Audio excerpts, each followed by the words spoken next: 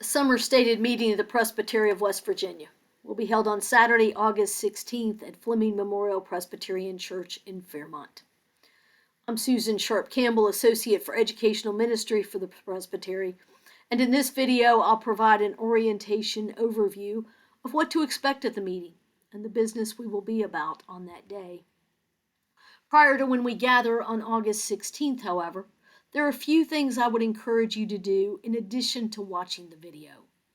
First, download the packet for the meeting to the technology you'll be using at the meeting, most likely your tablet or phone. Bandwidth at the church is limited and Wi-Fi usage is discouraged.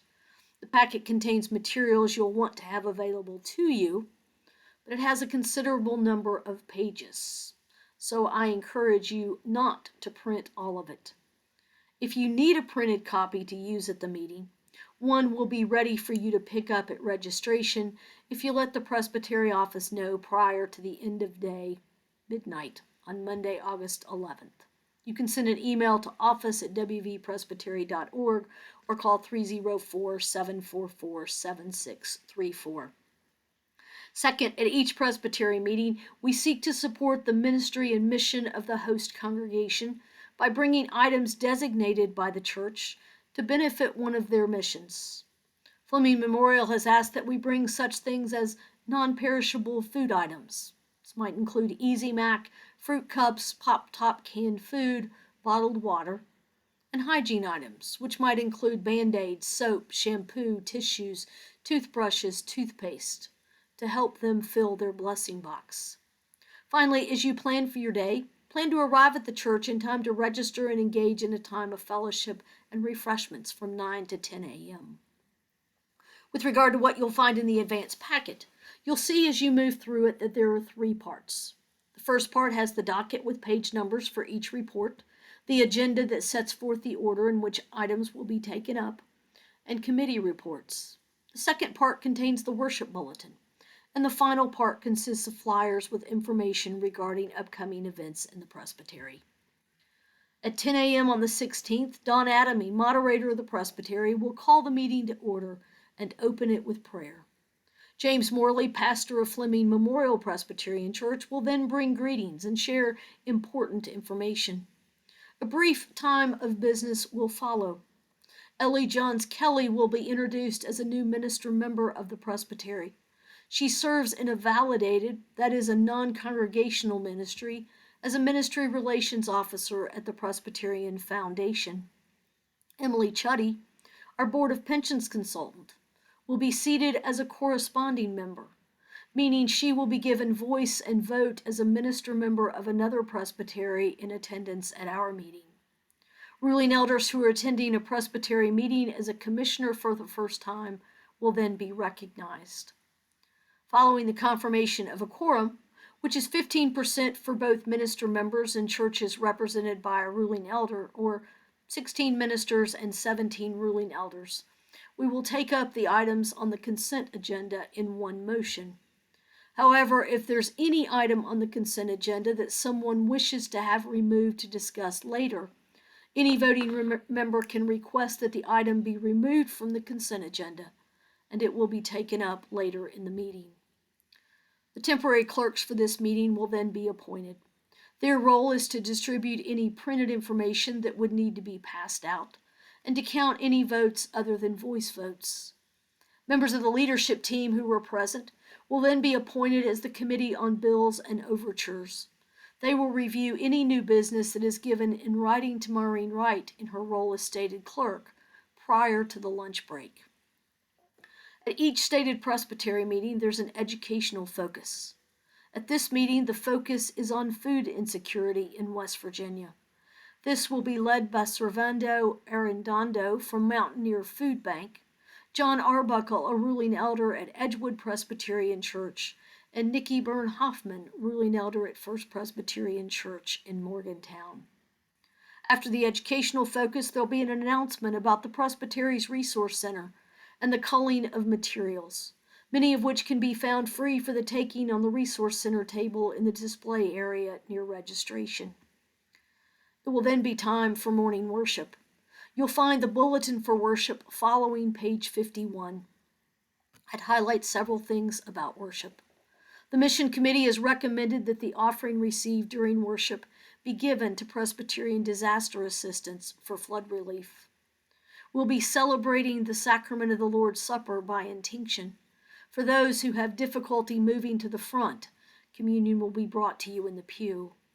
All of the bread served at communion will be gluten-free. At the end of the bulletin, you'll find more information about the offering and ways to give, a list of worship leaders, and the resources used in planning worship. Following worship, it will be time for lunch. After lunch, we'll reconvene with prayer by the moderator. We'll then hear from Maureen Wright in her role as stated clerk of the Presbytery. You can find her written report beginning on page 4. Here you will find where correspondence has been referred and the recommendation regarding excused absences, which will most likely have already been approved as part of the consent agenda. In the information section, you'll find that the investigating committee for a disciplinary matter has reported that no charges will be filed. The Presbytery minutes, which are reviewed in a similar fashion to session minutes every year, has been approved with one exception, and there is parity in our Presbytery with regard to the number of voting members and voting ruling elders. On pages 5 and 6, you'll find the procedural matters that will guide us as we gather to be about the work of the Presbytery. Section A includes principles of parliamentary law, courtesy to all, majority rule, justice for all, one item at a time, respect the rights of the minority, partiality for none. In short, how to work and play well with others, respecting differences, and showing a willingness to listen.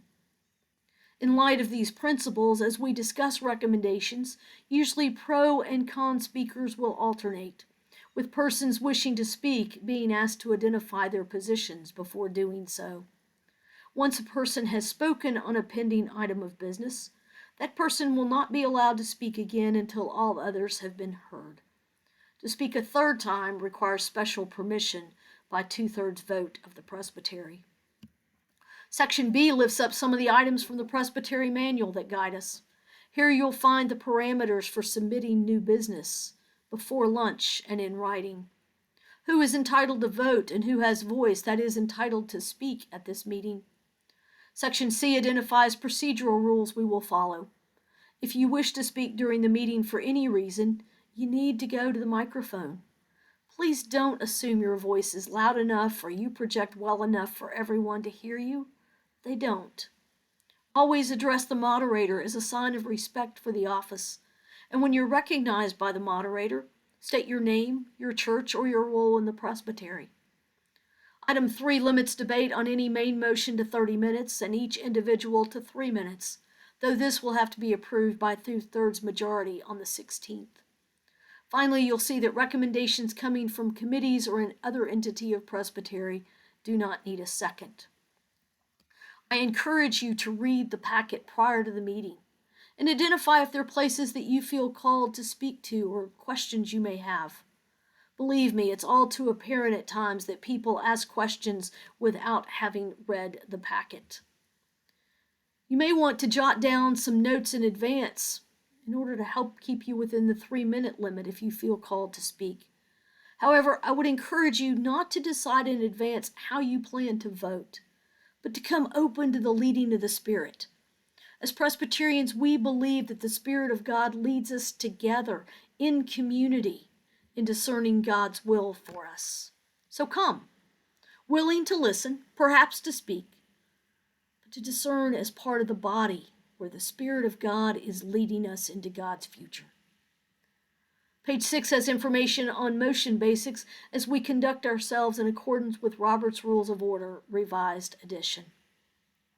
Maureen Wright will then report in her role as the Transitional General Presbyter. Emily Chuddy will bring greetings from the Board of Pensions.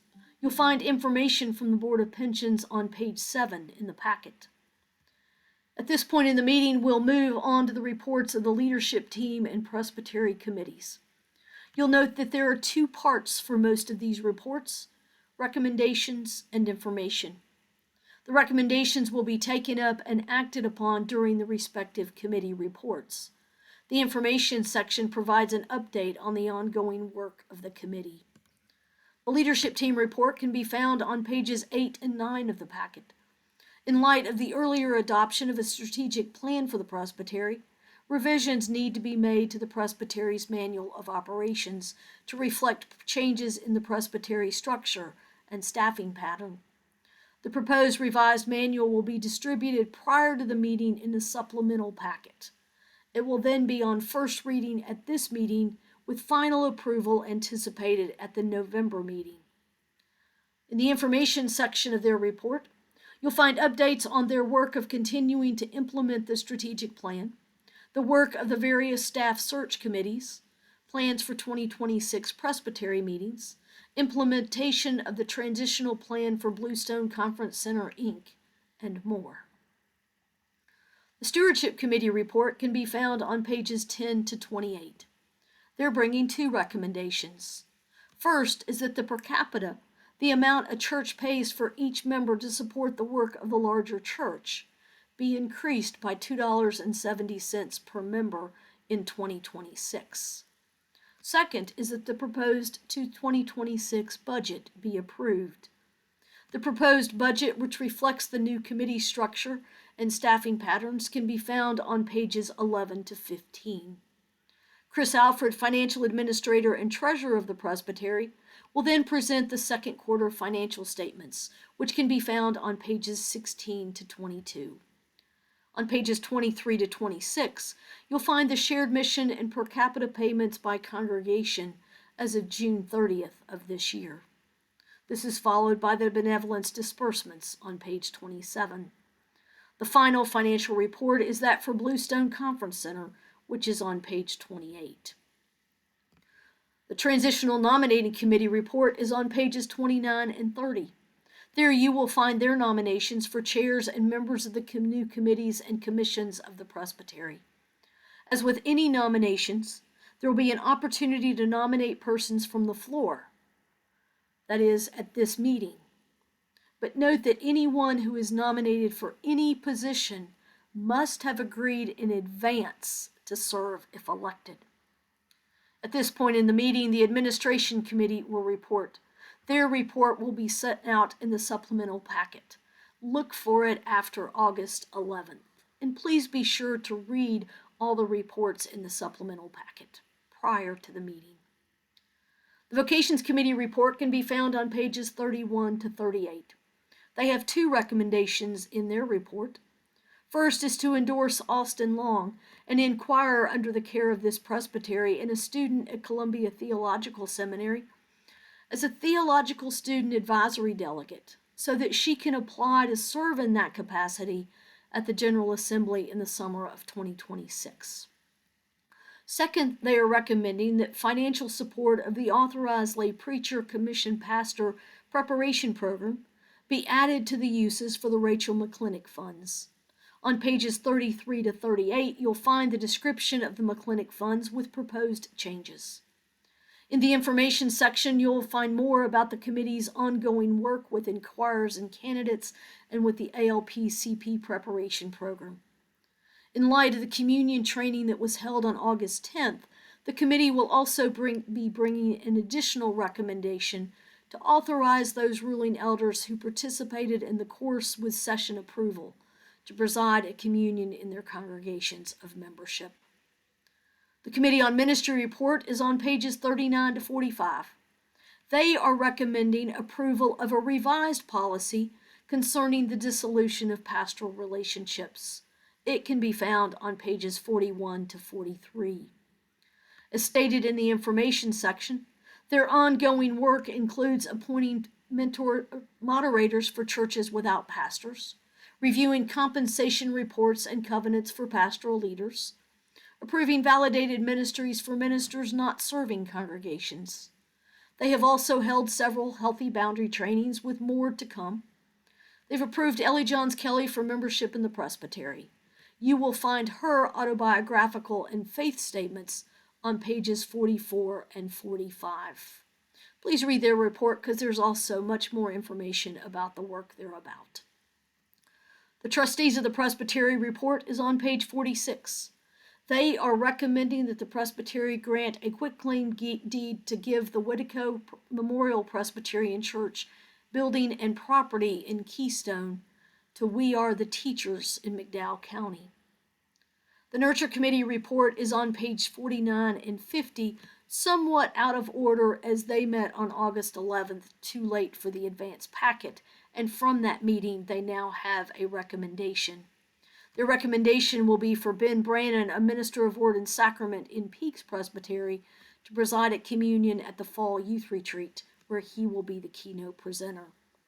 In the information section, you'll find more about the Presbytery's youth events, an Expanding Your Ministry Toolbox course in preaching with Caroline Lewis of Working Preacher, the date and keynote presenter for Festival of Faith in 2016, and scholarship grants awarded for post-secondary education.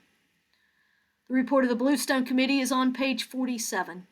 There you'll find information about the spring and summer activities at Bluestone and plans for the fall getaway retreat, October 4th through 6th.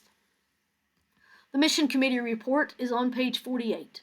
Their recommendation concerning the offering will most likely have been approved on the consent agenda, but you'll also find their information about the availability of mission and hunger grants. Finally, on page 51 in the packet, you'll find an evaluation form for this meeting.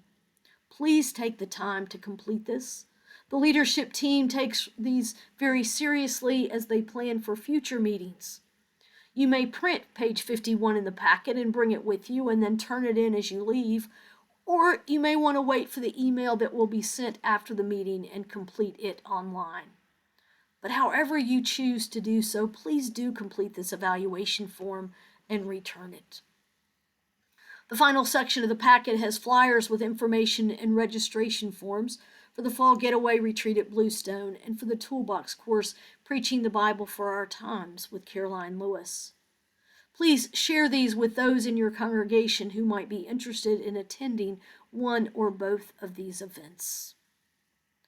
At the conclusion of the meeting, the moderator will offer a benediction.